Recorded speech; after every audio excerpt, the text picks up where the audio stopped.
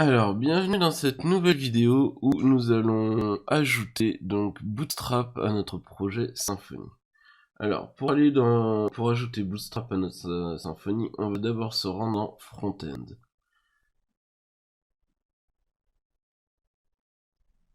Hop, et donc on va voir donc Bootstrap aujourd'hui, pardon, pas Bootstrap, Symfony recommande donc l'installation de Webpack encore pour gérer. Donc on va aller dans l'installation.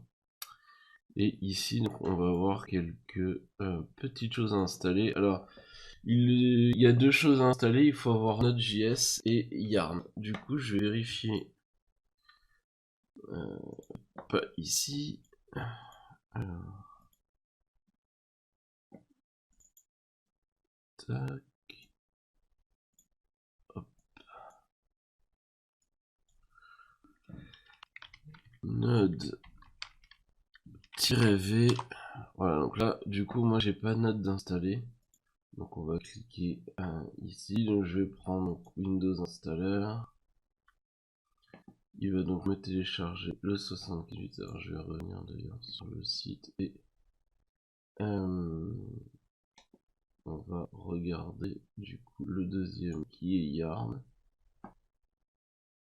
Au niveau des versions, donc on est là 1.19 aujourd'hui, donc je vais lancer l'installation pour l'instant là.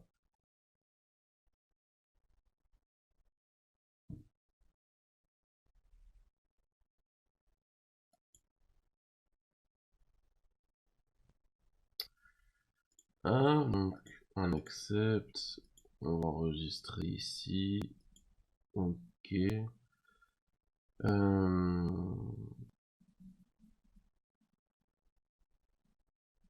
Non. Alors, next.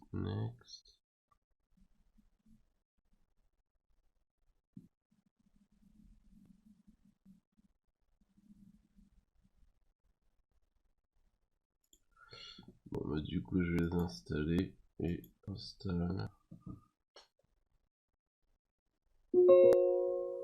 Voilà, il se lance, ça prend un peu de temps.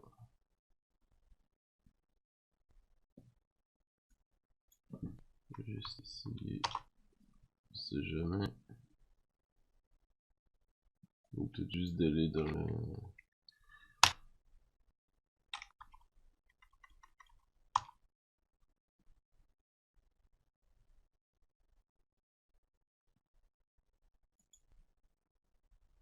Ouais, voilà. Il a fini par se lancer.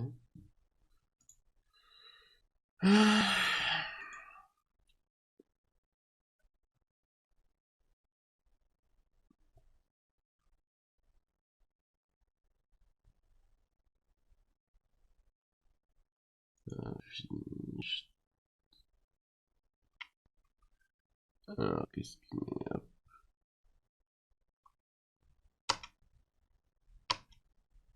Ok, donc là, effectivement, c'est là où il nous installe les...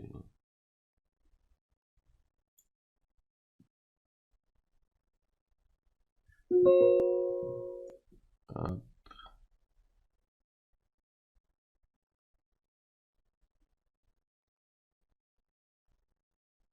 Si vous avez vu au niveau d'Yarn, Chocolaté, il a proposé de l'installer.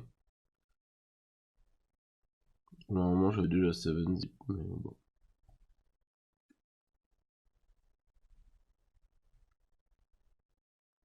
Voilà, une des choses, évidemment, bon, il le dit qu'il faudra redémarrer pour que les choses soient prises en compte.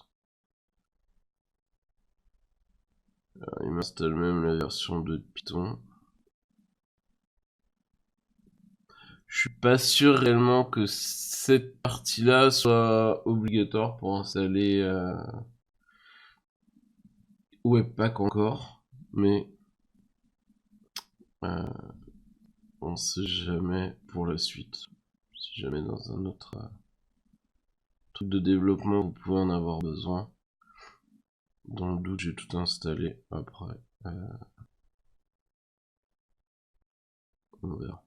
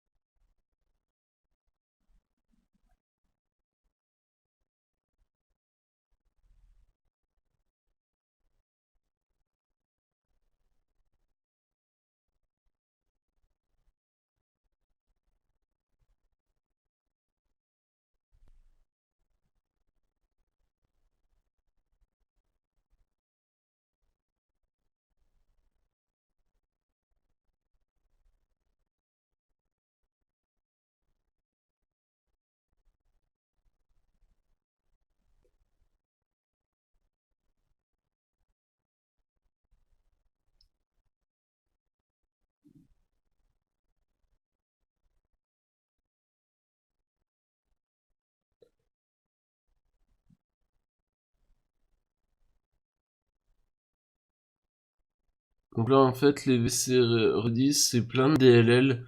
Typiquement pour ceux qui, bah, quand vous installez Apache, souvent on a besoin de la VC 14 ou 15 ou la VM 16. Du coup, bah là on voit il en installe quelques-unes. Bon, c'est des librairies de développement sur lesquelles, quand on compile et qu'on installe, ça va vous servir en fait à pouvoir compiler des choses. Bon.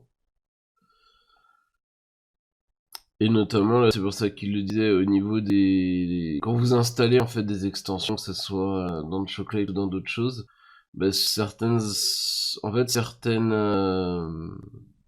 comment on peut appeler ça? Certaines extensions bah, vont avoir besoin d'être compilées. Et donc, du coup, il a besoin de ces librairies. D'où le fait qu'il installe tout ça, et voilà. Après, moi, ça, je travaille pas trop avec Chocolate, je suis plus avec Node et Yarn, mais bon.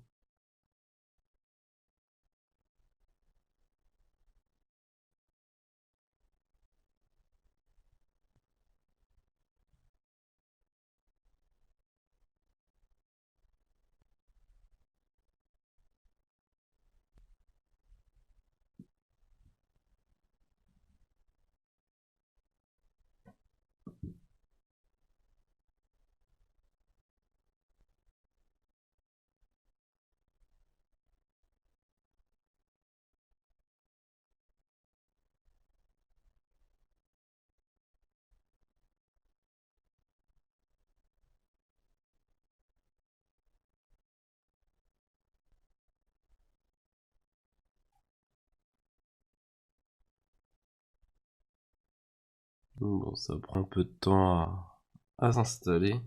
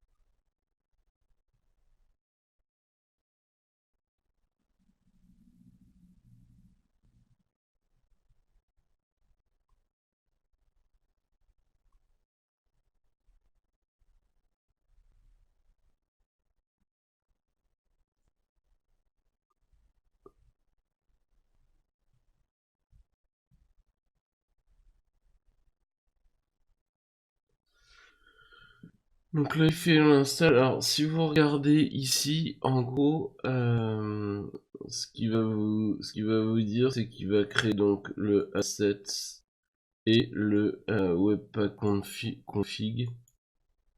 Donc webpack config, c'est celui qui est là, et asset, c'est le dossier qui est là où on a un CSS et un JS qui sont mis, et donc le webpack config qui sont là. Donc on voit le U, donc c'est bien qu'ils ne sont pas traqués. Voilà, si vous mettez ça, il nous dit que c'est un track. Donc voilà, il a créé en fait ces fichiers là, et donc voilà, si on fait ça, bah du coup si vous avez fait ça, c'est très bien. Donc après, il va nous parler donc du webpack install, donc on va l'ouvrir. Comme ça, on va regarder ce qu'il y a dedans.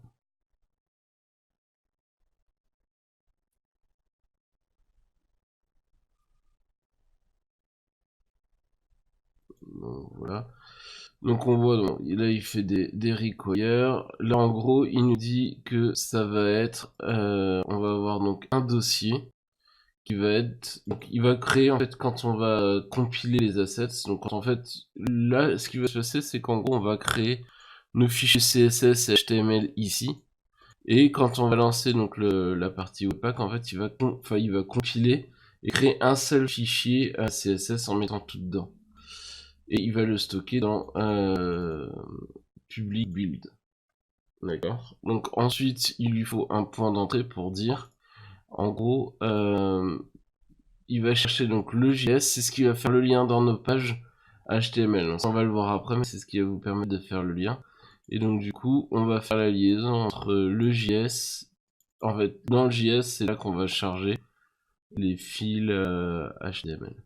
On va revenir là-dessus tout à l'heure, vous allez voir. Tac tac, donc là on a les différentes options. Ici on voit qu'on a plusieurs choses, donc si on veut faire du TypeScript, si on a des attributs donc qu'on veut travailler, si on a des problèmes avec jQuery, et du coup bah, si on veut ajouter d'autres choses, d'autres JS, moi et du coup là c'est pour le mode SAS SCSS, donc on va y revenir tout à l'heure dans Bootstrap. Donc voilà, donc là par exemple si on va voir donc nos fichiers app jsapp, on voit donc qu'il fait un require de app-css, et on voit ici donc que on a la console log donc qui nous permet donc d'éditer les choses. Alors pour voir ce que ça donne, si par exemple je fais inspecter et que je vais dans la console, si maintenant je rafraîchis, alors bah pour l'instant on voit rien. Alors pourquoi? Parce qu'on n'a pas, en gros on a juste installé les fichiers. Si on va dans notre public, on voit qu'il n'y a pas le dossier build qu'on devrait trouver. Donc on va descendre, on va aller dans la configuration du projet. Donc c'est ici où en gros on va lui dire qu'on veut require donc le JS.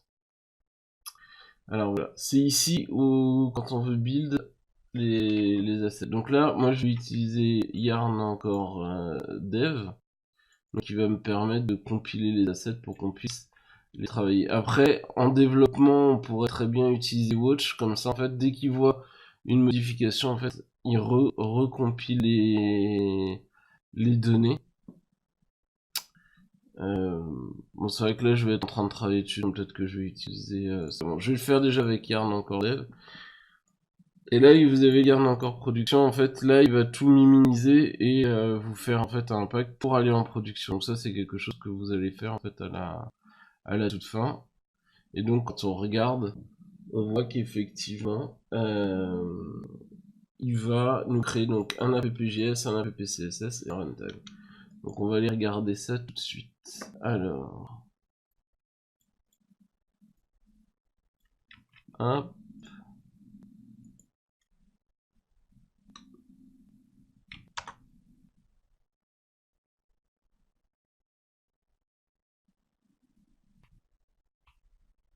Ah, j'ai oublié une commande. Ah, super. on fait yarn install. Voilà. Et on voit que du coup, là, tout de suite, il est en train de fetcher donc tout ce qu'il a besoin et de les récupérer.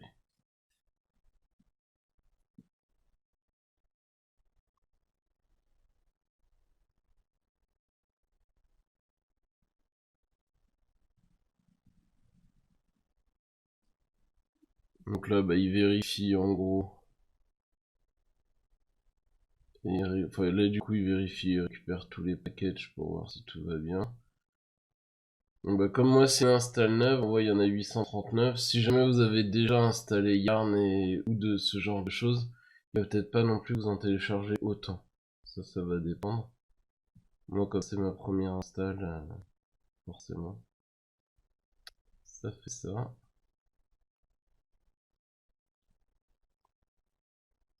Donc là, voilà, il va mettre les liens les uns entre les autres, vérifier que tout fonctionne.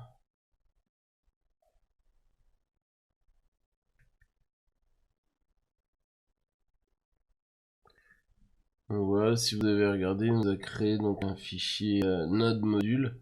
Parce que du coup, Yarn fonctionne comme node, il met les choses du coup dans node module. Composer, donc comme on l'a vu, Composer lui va fonctionner avec le dossier vendor. Par contre, Yarn et Node, eux, ils fonctionnent avec Node Module.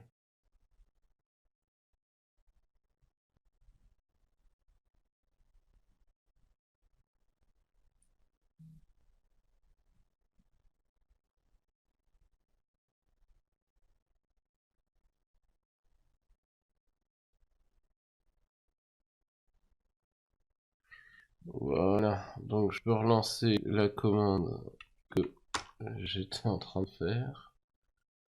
Et donc voilà, on voit que il nous met les choses, donc il va commencer à faire les choses. Donc voilà, là voilà, bon, il dit que ça s'est bien passé. Et là on voit qu'effectivement il m'a créé mon dossier build avec les choses. Hop, donc maintenant que ça c'est fait, je peux retourner donc à notre projet. Donc ça on l'avait vu. Tac, donc on a fait ça. Donc maintenant ce qui va nous intéresser, on va regarder à nouveau maintenant ce qui se passe ici.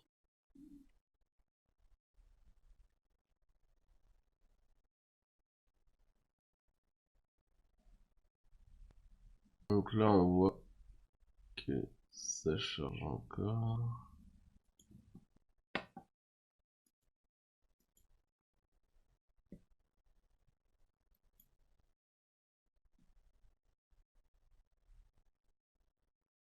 Voilà, donc on voit qu'il n'y a toujours rien qui s'affiche. Alors, si on revient sur le doc, c'est la suite. Donc si vous vous souvenez, je vous avais parlé du point d'accroche ici. Hop, si on remonte, c'est le point d'entrée. Et donc en gros, le point d'entrée, ça va être ici. Voilà, qui doit donc matcher le premier argument de d'entrée. Donc on va faire un CTRL-C et donc on va aller dans notre template et au niveau de notre base HTML.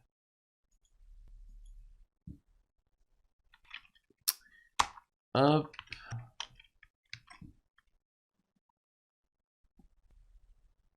Et on va faire la même chose au niveau de notre JavaScript. Tac.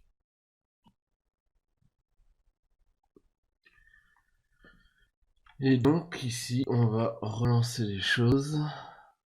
Et cette fois-ci on a bien Allo Webpack encore, edit me in asset.js app. Hop, et on voit que le fond est devenu gris. Donc là, ici, on a bien la phrase qu'on avait. Et au niveau du CSS, on a bien light gray. Alors, tac. Ça, je vais le supprimer. Et là, alors, je vais faire ça. Et je vais aussi modifier Ouais, parce que de toute façon, on en aura certainement besoin, donc effectivement, il va falloir faire le yarn jQuery.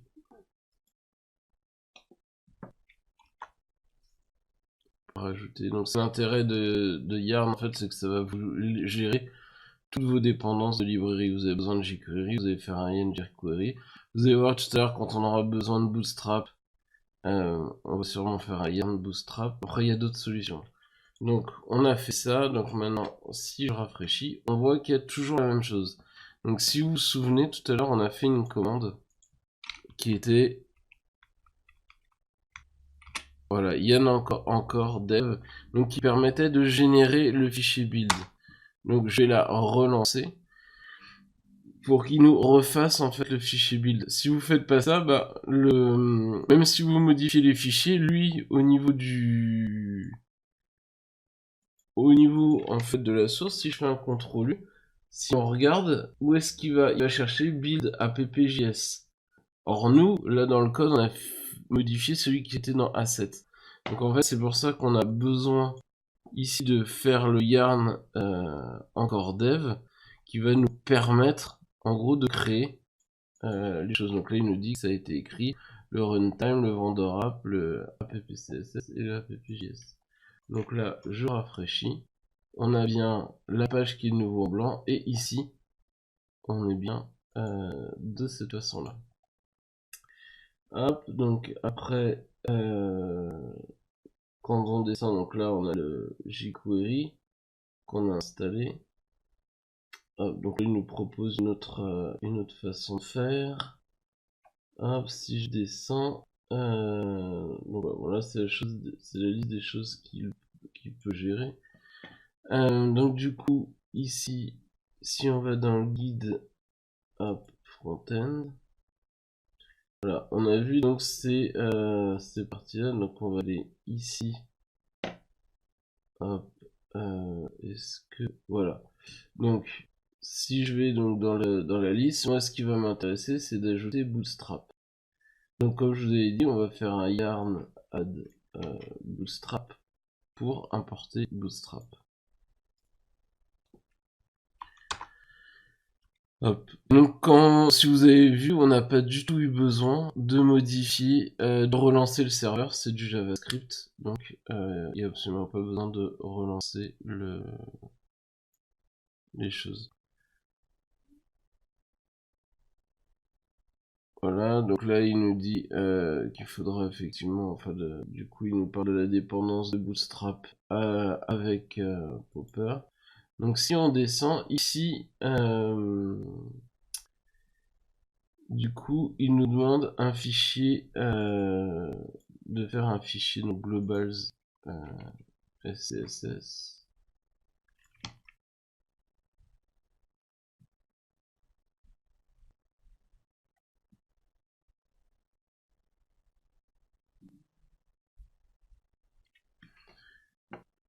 Donc hop, alors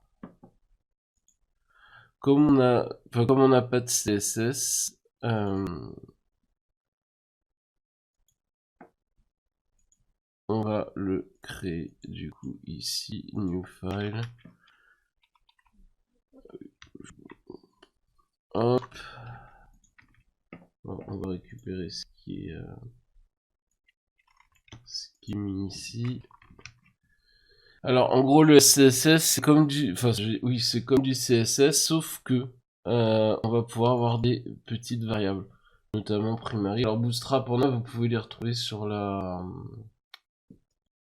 documentation de Bootstrap. Donc une fois qu'on a fait ça, il va falloir ajouter donc notre fichier SCSS. Donc ici, je vais le mettre du coup avant. Alors c'est global global SCSS. Hop, qui va nous permettre donc de rajouter cette partie là. Et donc si on descend, vous vous souvenez tout à l'heure je dis qu'il demandait Popper. Donc on va installer la librairie Popper, sinon Ça ne va pas fonctionner. Hop.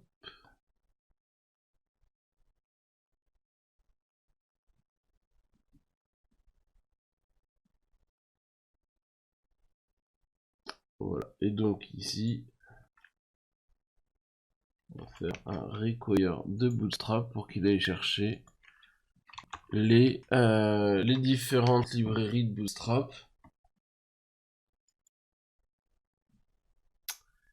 Et si on veut tester, on va le faire tout de suite. Ça, on va bien tester que tout fonctionne. Donc là, c'est un popper, c'est une...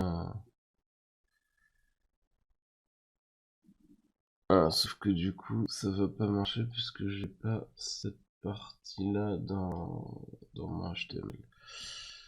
Hop.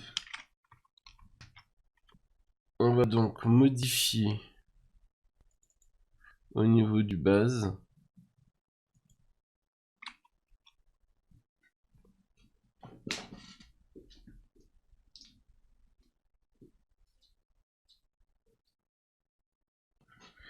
Donc, on va modifier juste pour être sûr, donc.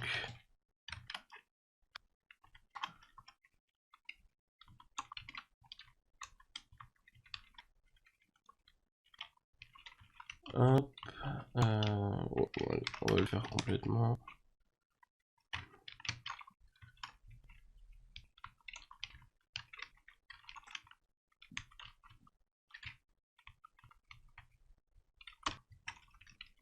Et le dernier div class égale call 12.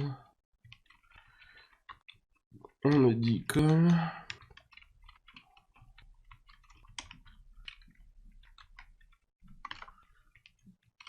Div. Voilà. Ah, donc j'ai mis tout ça, on a le app, on va voir si...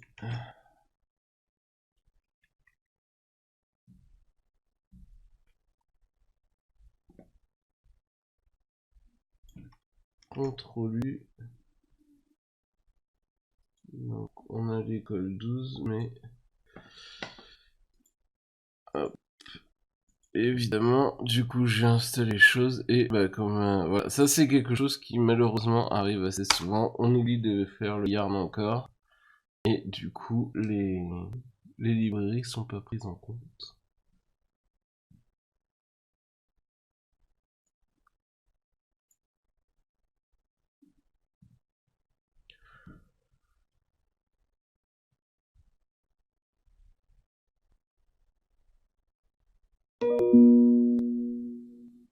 Voilà, donc là, il va me dire donc que du coup il faut que je... Voilà, le SCSS il a pas pu le charger, donc il l'a bien trouvé.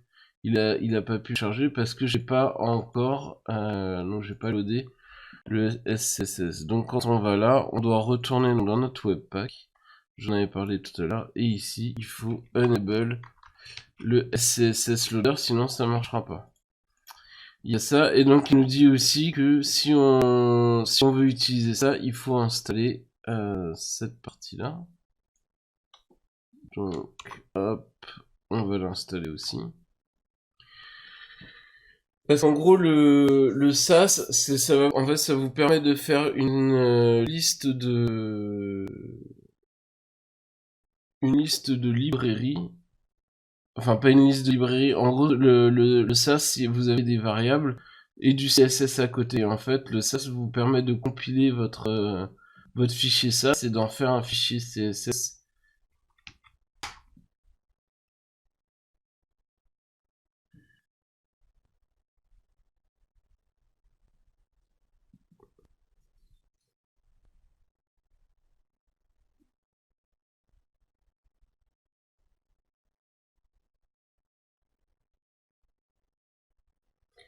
Donc voilà.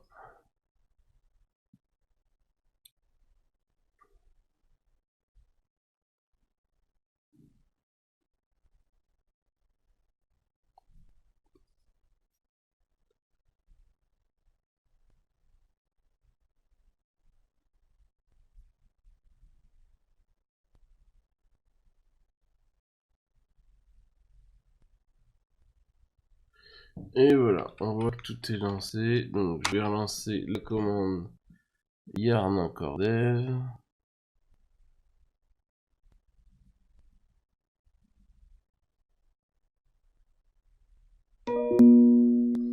Et donc là, il me dit que tout est bien compilé et qu'il m'a bien sorti donc mes fichiers. Donc je vais rafraîchir ici. Et voilà, on se retrouve bien donc avec notre bootstrap qui a été mis en place. On voit les changements et tout le reste. Donc voilà, j'ai fini pour l'installation donc de Bootstrap avec euh, avec Webpack encore et l'installation donc de Symfony. Alors je vous dis dans une prochaine vidéo nous allons voir les modèles pour commencer à construire donc les différentes pages.